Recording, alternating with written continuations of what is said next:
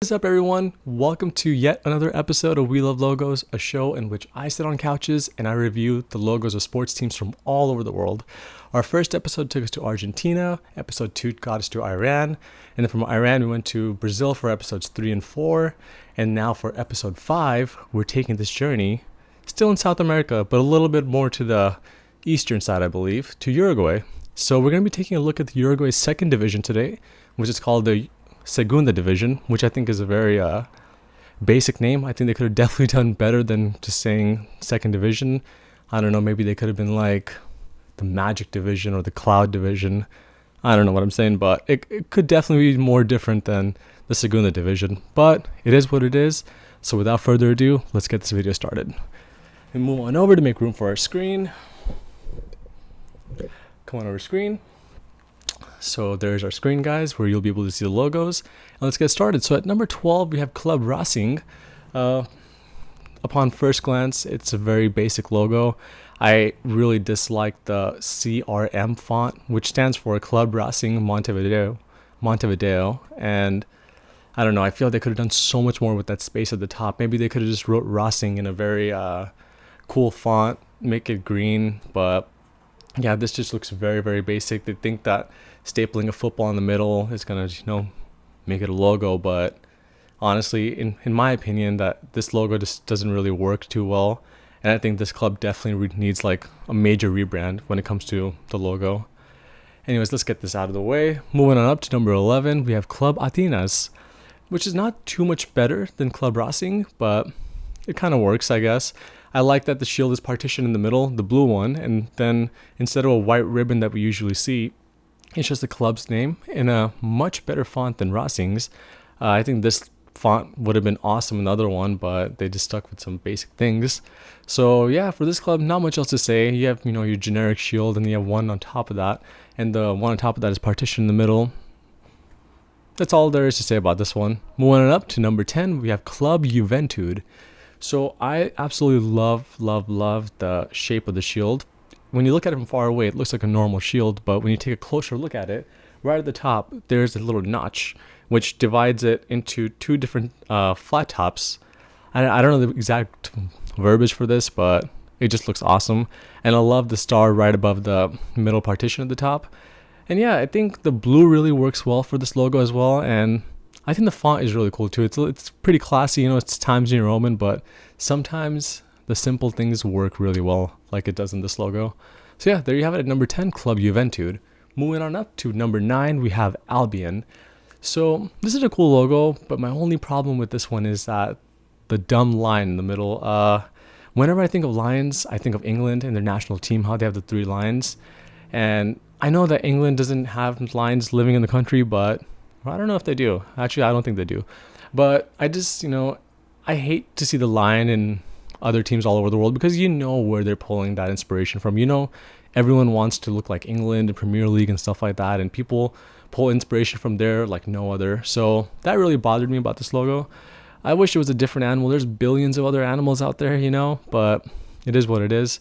Anyways, you have in the top, you have Albion. In the middle, you have Football Club. And at the bottom, you have 1891, when this club was founded. Besides the lion, this is a pretty nice logo. I love the X in the middle of the shield. And at the top, you see there's a brown outline. And on the side, that brown outline disappears. But then towards the bottom, like 3/4, it reappears. I really like that. I like that it fades away. And then you have the middle portion of the logo, and at the top, it reappears. So that's a cool little touch, which is why it's at number 9. Better than the other 3 for sure. Moving on up to one of the most interesting logos on this list. At number 8, we have Rocha or Roca. One of those two is for sure right. And if neither of those are right, then I suck. But check this out. This is a very, very interesting logo. I've never seen anything like this on a football logo. It honestly seems like a kiddie logo, like a kids soccer game, kids FIFA. They would design this for like some, I don't know, ages 8 to 9-year-old players, but nope, this is an actual logo for a team full of grown men playing professional football in, a football dominating country. But yeah, it's pretty interesting, it's has a sun in the back, and then you have the earth, and then you have a crown on top of the earth, I'm assuming. In the middle, it says Rocha Football Club.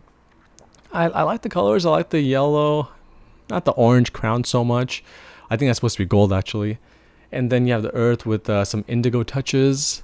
Yeah, I think, there's not much to say about this logo other than the fact that it's just really interesting. So that's why it's at number 8, Rocha Football Club. Moving on up to another interesting logo, we have Uruguay Montevideo Football Club. Now check this out. When I was making this list, I brought my girlfriend over to my computer. I was like, hey, which one do you think is going to be number 1? And she pointed to this one. I was like, it's cool, but it's definitely not number 1. So I think what makes this one really cool is the circles in the middle. Of course, it's so eye-catching.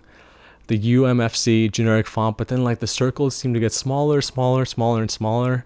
It's a really interesting shape. I can't really relate what the shape looks like. I think like a tamarind. I don't know if you know what that is, but I don't know, some kind of fruit. It kind of resembles that, but I don't know. The colors behind it, the blue on the shield works really well for this one. And the font, it's very bold. I'm glad they stuck with black font. And then on the shield, you have a black outline. So the black outlines work really well alongside the font. And then that blue and white really contrast properly. So number 7, there you have it, Uruguay Montevideo. And then number 6, these logos just keep on getting more and more interesting. You have Via Teresa. So this is a shield, your generic shield. And then on top of the shield, you see some wings with a football in the middle. And at the bottom, you have Club Atletico Via Teresa with another football right in the middle of Atletico and Via. I think 2 is overkill. I think it could have just been CAVT in the middle and just one football at the top. Or, don't put the football at the top. Actually, I think the football at the top is pretty necessary. It's pretty cool.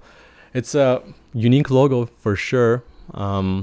Maybe I would add some more colors to it. Like the red is fine, but maybe you could have done those 2 stripes inside the shield. Maybe some Kelly green or a forest green of some type would have worked really well for that. Or maybe some different outlines on the wings.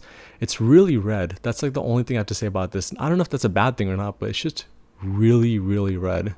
So yeah, there you have it. Number 6, Via Teresa. At number 5, one of the most interesting shapes I've seen in a football logo yet, we have Club Atletico Cerro.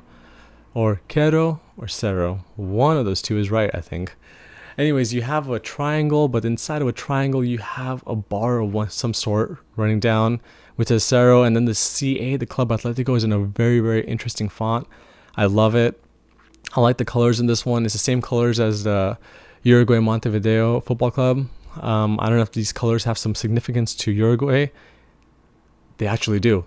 That's the Uruguay flag colors. This shade of blue is a Uruguay flag color, which is kind of surprising because I'm looking at this list right now and only 2 out of the 12 clubs use this color in their logo because, in other countries, a lot of people take inspiration from their flag, a lot of the teams, and a lot of the logos have like 1 or 2 of the flag colors incorporated in them, like almost all the teams.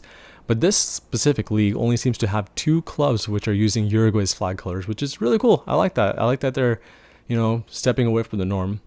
But yeah, at number 5, you have Club Atletico Cerro.